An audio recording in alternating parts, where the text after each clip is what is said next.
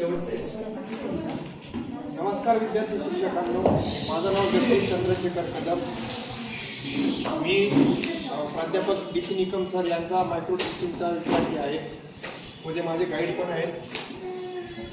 तर आजचा जो आपला विषय आहे डिजिटल प्रेझेंटेशनचा, तो विषय आहे नैसर्गिक संसाधने. तर नैसर्गिक संसाधने म्हणजे काय? नैसर्गिक संसाधने म्हणजे त्यात 3 प्रकार येतात: हवा, पाणी आणि जमीन. हवा म्हणजे एअर. आता आपण हवेची जर ओळख बघितली तर पृथ्वीभोवती संरक्षण कवचासारखी पसरलेली एक थर म्हणजे तो म्हणजे हवा. जर आपण हवाचे त्याच्या जर प्रॉपर्टीज बघितल्या, हवा ही रंगहीन, गंधहीन आणि चव नसलेली असते. आता आपण हवेचे जर महत्त्व बघितले तर हवेचे महत्त्व म्हणजे आपण जो श्वास घेतो, सर्वात जर महत्त्व बघितलं हवेचं तर आपण श्वास घेतो, तो सर्वात मोठा आपण महत्त्व बघू शकतो. त्यानंतर जंतूंचा नाश करणारा ओझोन थर, तोही आपल्या हवेतच येतो. त्यानंतर हवामान व वातावरण नियंत्रित करणे. जर हवा नसली तर हवामान वातावरण हे काहीच नियंत्रित होणार नाही. त्यानंतर वनस्पती वनस्पतींद्वारे पण आपल्याला हवा येते. त्यानंतर पतंग, विमान व आपले ज्या संसाधने आहेत, जे मानवी संसाधने आहेत, जे मानवाने घडवलेले आहेत, तर त्याच्यासाठी पण आपण त्याचा उपयोग करतो, त्यासाठी पण लागतात. आता हवेत मानवी क्रियांमुळे होणारे तोटे. हवेत सगळ्यात अगोदर म्हणजे हवेचे प्रदूषण. प्रदूषणाचे जर आपण प्रमाण बघितले आजकाल, तर निसर्ग आपल्याला खूप काय देतो, पण आपण त्याला जपण्याऐवजी खराब करण्यामागे लागतो. आपण जर बघितलं तर हवेचे प्रदूषण, कारखान्यांचा धूर, त्यानंतर वाहनांचा वाढता धूर, प्लास्टिक जळणे, या सगळ्या गोष्टी नियंत्रित होऊ शकतात. कशा होऊ शकतात या गोष्टी? आता जे हवेचे प्रदूषण आहे, आपण जर बघितलं कारखान्यांचा धूर, तर सरकारचं काही गाईडलाईन्स असतात. जर आपण त्या गाईडलाईन्स पाळल्या तर तो धूर थांबू शकतो, पण त्या पाळल्या जात नाही. त्यानंतर वाहनांचा पण गाईडलाईन्स असतात. आता वाहन बघितलं आपण तर वाहनांची लाईफ असते 15 वर्ष, 20 वर्ष, 10 वर्ष. त्याच्या 15 वर्ष झाल्यावर पण आपण वाहन चालवतो, तर त्याच्यामुळे तो वाहन धूर सोडणारच आहे. त्यानंतर प्लास्टिक जाळणे, तोडीमुळे हवेत CO2 ची वाढ. जे झाड तोडले जात आहेत त्याच्यामुळे हवेत CO2 ची वाढ होते, आणि CO2 ची वाढ झाल्यामुळे आपल्या मानवांना नुकसान आहे. तर त्याच्यामुळे काय असं नाही आहे की आपल्याला ओझोन लेअर वगैरे बघितलं आपण तर त्याच्यावर काही डॅमेज होतं, डॅमेज नाही होत. पण CO2 मुळे काय होतं, जेव्हा वनतोडी होते तर त्यामुळे CO2 ची तेव्हा वाढ होते, आणि ती वाढ झाल्यामुळे आपल्याला उष्णतेचा सामना करावा लागतो. कारण CO2 काय करतं, उष्णता वरती जाऊ देत नाही. ती उष्णता आपल्या पृथ्वीभोवती साठवून ठेवतो, म्हणजे त्याला पुढे जाऊ देत नाही. त्यानंतर हवेच्या प्रदूषणाचे दुष्परिणाम पण आपण भरपूर बघायला घेतो. आताच्या परिस्थितीत आपण बघितलं तर रुमाल किंवा मास्क बांधण्याशिवाय आपण बाईकवर जाऊ सुद्धा शकत नाही, आपण आत्ताची जर परिस्थिती बघितली. त्यानंतर प्रदूषणामुळे जो आपला ओझोन लेअर आहे, ओझोन थर, तो पातळ होतो, आणि तो पातळ झाल्यामुळे त्याच्यामुळे त्यात काय होतं की आपण बघितलं तर वेगवेगळे म्हणजे आपल्या भारत देशातच आपण बघितलं दिल्ली सारख्या शहरामध्ये, तर प्रदूषणामुळे ओझोनाचा थर जो आहे तो पातळ होतोय, आणि त्यामुळे खूप प्रकारचे जर बघितलं आपण तर दुष्परिणाम भोगावे लागतात. त्यापैकी एक जो आहे आपल्याला स्किन कॅन्सर जो आहे, नंतर UV रेज, अल्ट्राव्हायोलेट रेज ते डॅमेज करतात आपल्याला. आपले मानवी शरीर आहे ते सहन करण्यासाठी ते बनलेले नाहीये. जागतिक तापमान वाढ पण होते त्यामध्ये आपण बघितलं तर. आता आपला झाला हा हवेचा घटक, नैसर्गिक संसाधनांमध्ये हा पहिला घटक. दुसरा घटक म्हणजे पाणी. आता पाण्याचे महत्व बघितले. पाण्याचे महत्व, जीवनातला मूलभूत घटक म्हणजे पाणी. त्यानंतर मानव, प्राणी आणि वनस्पतींनाही पाण्याची गरज पडते. शरीरातील 70% भाग हा पाण्याचा आहे, बरोबर, शरीरातील पण आहे, आणि जर पृथ्वीवर पण बघितलं तर तो पण आहे. पाण्याचा स्रोत पाऊस, नद्या, धरणे, तलाव, विहिरी, ग्राउंड वॉटर म्हणजे भूजल, हे सगळे पाण्याचे स्रोत आहेत.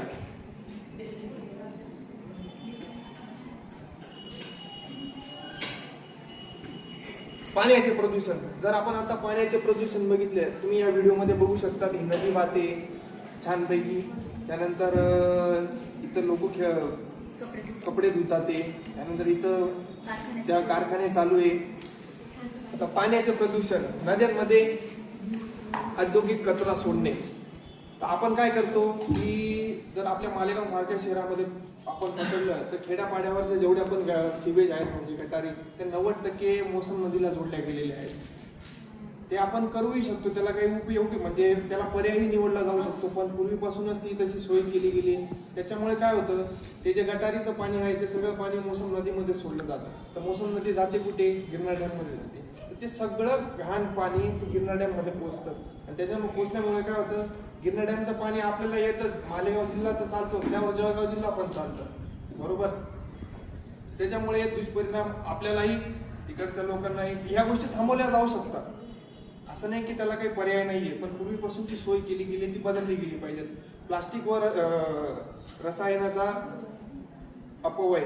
आता आपण जर बघितलं रसायनाचा अपव्यय, तर रसायनांमध्ये आपण बघितलं तर जी शेती असते आपली, शेतीमध्ये आपण रासायनिक खते खूप वापरतो. तर रासायनिक खतं वापरल्यामुळे काय होतं, जमिनीची जी एसओसी असते, सॉइल ऑर्गॅनिक कार्बन, तर ती एक असते की सॉइल ऑर्गॅनिक कार्बन जो आहे एसओसी, तो 2% जास्त असला पाहिजे, कमीत कमी 2% तरी असला पाहिजे. तो जेव्हा 1% खाली जातो तर ती त्याच्यामध्ये ना, असं नाही आहे की शेतकरी जे वापरतात ते बियाणं खराब आहे, बियाणं खराब नाही, रासायनिक खतं वापरलं गेल्यामुळे जे जमिनीतले एसओसी आहे तो कमी झाला आहे. त्याच्यामुळे आपण बघतो की कांदे लावताना जर आपण जेव्हा रोप टाकलं जातं तेव्हा ते मरून जातं.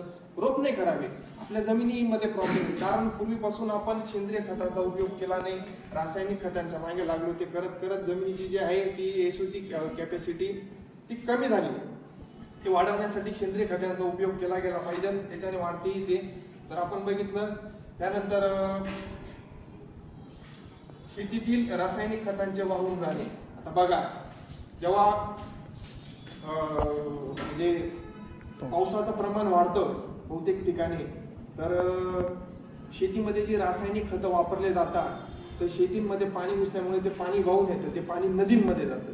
नदींमध्ये गेल्यानंतर नदीमध्ये जीव असतात, त्या जीवांनाही त्याचा परिणाम भोगावा लागतो आणि जीवांनाही व शेतकऱ्यांनाही त्याचा परिणाम भोगावा लागतो. कारण त्या रासायनिक खतांमुळे शेतकऱ्यांना तर त्रास होतोच होतो, नंतर जमिनीतले जीवांनाही होतो.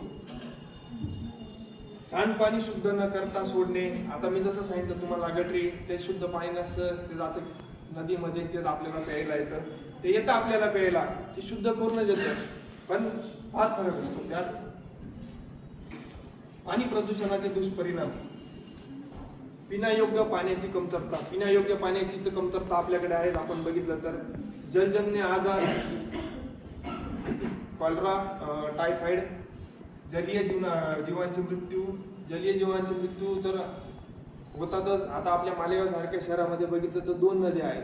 मेन सिटीमध्ये बघितलं तर त्याच्यामध्ये तुम्हाला जलजीव दिसणारच नाही. पूर्वी जर तुम्ही बघितले, आपल्याला जर आपल्या आई वडिलांना विचारलं तर ते सांगतील की पूर्वी कशा होत्या नद्या, आपल्या मोसम नदी कशी होती, गिरणा नदी कशी होती, ते तुम्हाला सांगतील. शेतीवर नकारात्मक परिणाम या ह्याच गोष्टीचा ते झालं, शेतीवर बी नकारात्मक परिणाम होतो, भूजल पातळी कमी होतो. त्यानंतर जमीन. तर तिसरा जो आपला नैसर्गिक संसाधन आहे तो आहे जमीन. जमिनीची ओळख. पृथ्वीचा घन भाग म्हणजे जमीन. जिथं आपण आता राहतोय ती जमीन.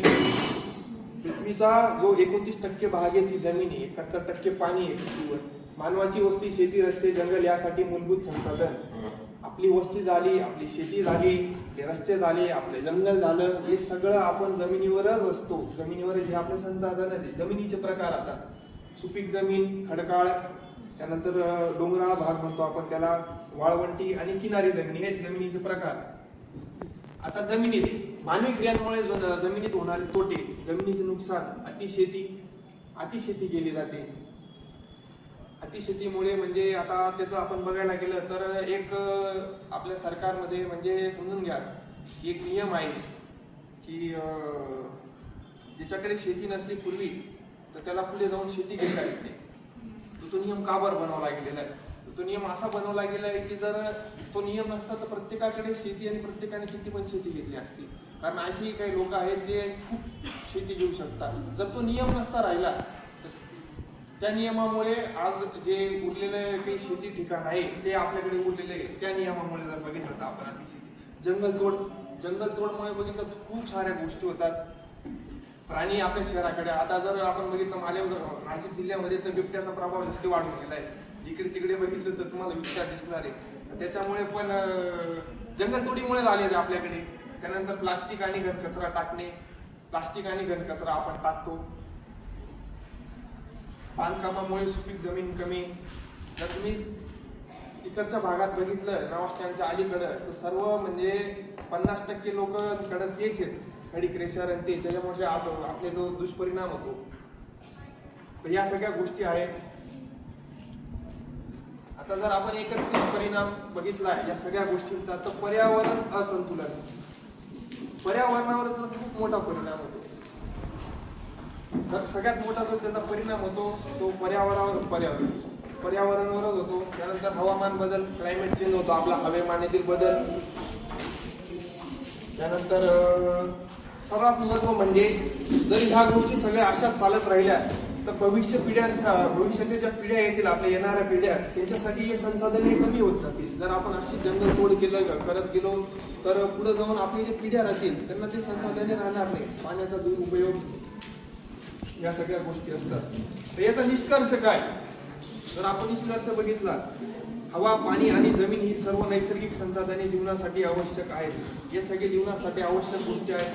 त्यांचे संवर्धन करणे ही प्रत्येकाची जबाबदारी आहे. आपण ते पाळले पाहिजे, त्याची काळजी गेली पाहिजे. आपण मदर अर्थ म्हणतो, पृथ्वी माझी आई, तसंच आपण त्याची काळजी घेतली पाहिजे.